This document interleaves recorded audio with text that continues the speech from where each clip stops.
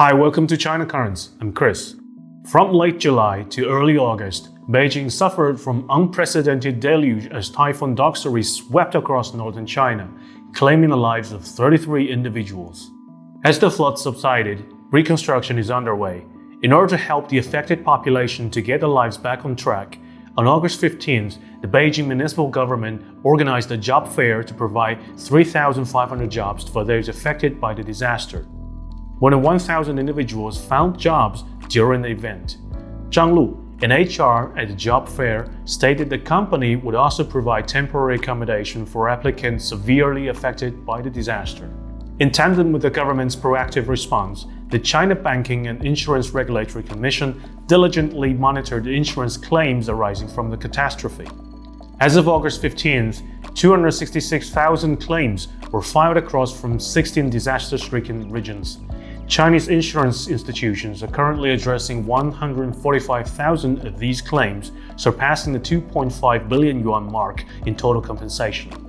This substantial financial aid aims to alleviate the burdens faced by the affected population and facilitate their recovery. Next up, let's turn to the Chinese economy. On August 17th, Evergrande Group, one of China's largest real estate developers, has filed for bankruptcy protection in the United States. Evergrande, which owes over $300 billion, has been struggling with the liquidity crisis for months. It has missed multiple bond interest payments since the beginning of this year. The company's debt crisis has sent shockwaves through China's property sector. The Evergrande crisis has a significant impact on global markets. The potential fallout from a full-blown Evergrande default could have far-reaching implications, not just for the real estate sector, but also for financial institutions and economies worldwide. Thanks to mass urbanization, real estate has been one of Chinese economy's driving engines since the millennium. Nevertheless, as the urbanization rate reaches over 60%, the golden days for real estate companies seem to be gone. The government has just issued policies to stop housing speculation, which used to occupy a large chunk of the houses sold in the country. The government's policy shift marks the Communist Party's determination in improving housing inequality. Evergrande is not the only company who found it hard to adapt to the new situation. Country Garden, or Biguiyuan in Chinese, is one of the largest and most successful real estate developers in China. According to various sources, Country Garden is at risk of default due to the lack of liquidity and will be removed from Hong Kong's Hang Seng Index on September 4th. While real estate companies suffered, Chinese automakers, on contrary, are having a good time. According to the latest report, China has become the leading exporter of automobiles in the first half of 2023, with a number of 2.3 million vehicles. The rise in exports comes with the development of electronic vehicles industry and its increasing demand in European and Russian markets. While its top Chinese rival BYD exported more than 80,000 vehicles, Tesla exported more than 180,000 vehicles using its Shanghai facility as an export hub for Asia. Besides, for all Chinese-made vehicles, Russia was the top export destination. Since Russo-Ukrainian conflict broke out in February 2022, Toyota, Volkswagen, and other global automakers shut down Russian factories and pull out of the market. Chinese automakers filled that vacuum. Most Chinese netizens were so thrilled about this report and expressed their expectation for other high-tech Chinese industries to enhance their international competitiveness. Speaking of Tesla, last Monday, Tesla said in a post that he has established a data center in China to localize data storage. That means all data generated from its vehicles sold in mainland China will be stored within China. This announcement follows a report that an airport in Yueyang, Hunan province forbade Teslas to use its parking lot. Airport staff said Tesla's Sentry Mode, which scans its surroundings for suspicious activities, risks compromising sensitive data.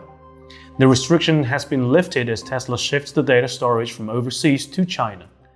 Next up, in a surprising move, the Chinese National Bureau of Statistics has suspended the release of youth unemployment rate for August. This decision comes at a time when China is facing a number of economic challenges, raising questions about the state of the country's economy. Some speculate that the government may be concerned about a potential negative impact on public sentiment if the extent of youth unemployment were to be revealed.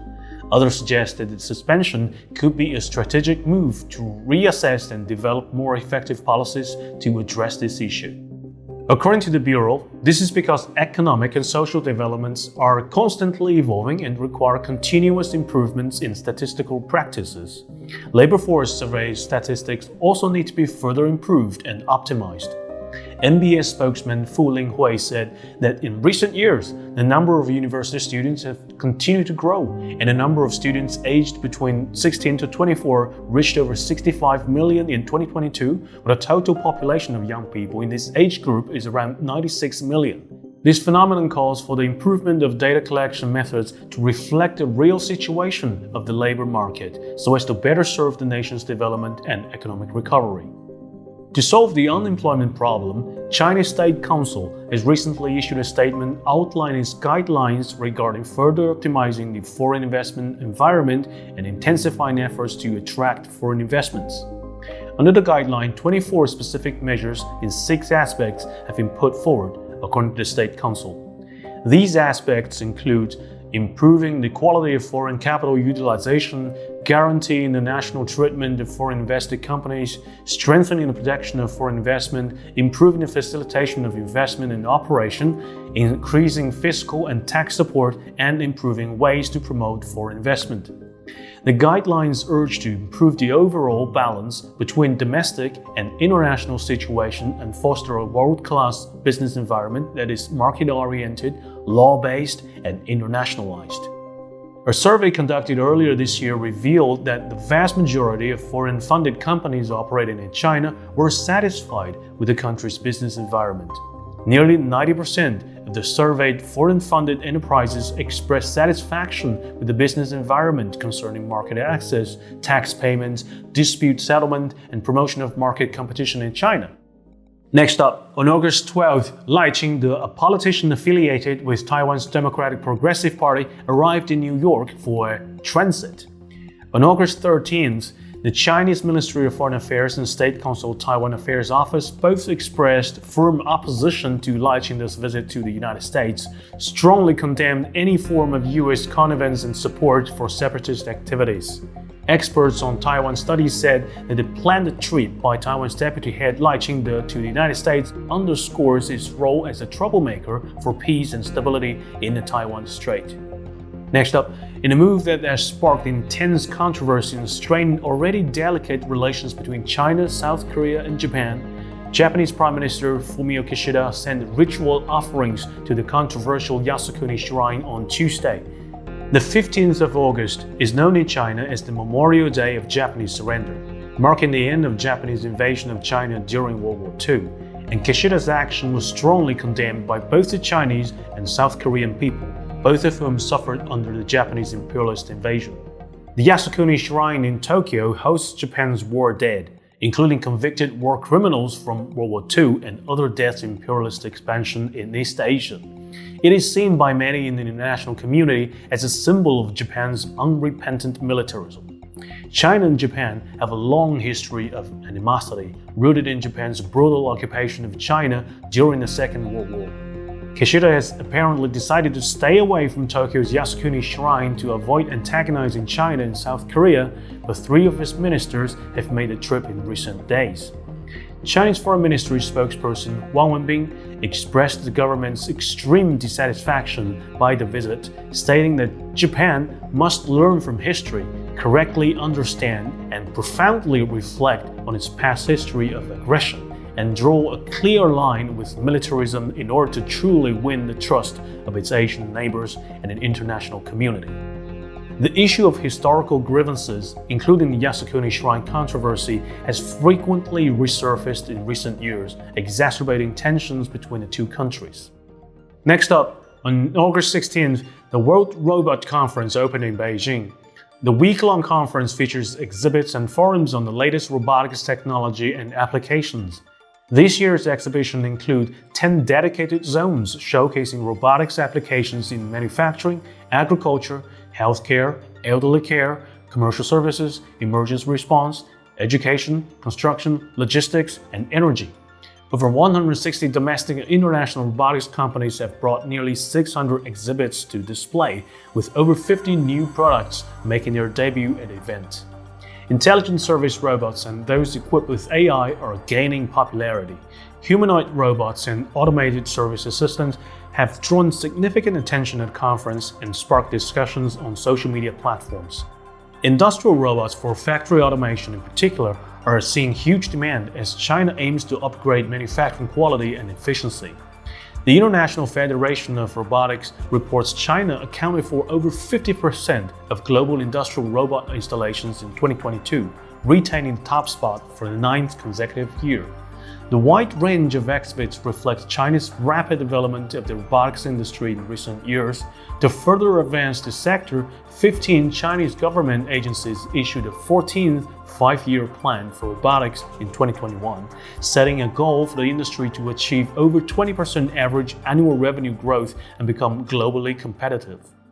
Last but not least, on August 17th, China National Offshore Oil Corporation announced that it has completed Asia's first cylindrical floating production, storage and offloading unit. It's domestically designed and built by China, marking a new breakthrough in R&D and manufacturing capability of China's deepwater ultra-large offshore oil and gas equipment. According to CNOOC, it's composed of the main vessel and functional modules on the hull and deck. The maximum diameter is about 90 meters. The main deck area is equivalent to 13 standard basketball courts. The total weight of the empty unit is 33,000 tons with a maximum displacement of 100,000 tons and maximum oil storage of 60,000 tons. It can operate continuously at sea for 15 years without returning to dock. Next, the project will enter the final assembly and integration phase. After its completion, it will be jointly served with Asia's first deepwater jacket platform, HiG-2, to develop China's deepwater oil and gas fields, providing a new option for the cost-effective development of China's offshore oil and gas exploration. Well, that's all for today. Thank you for watching this episode of China Currents. If you have any thoughts or comments about our show, please reach us at the email address below. I'm Chris. Looking forward to hearing from you and see you next week.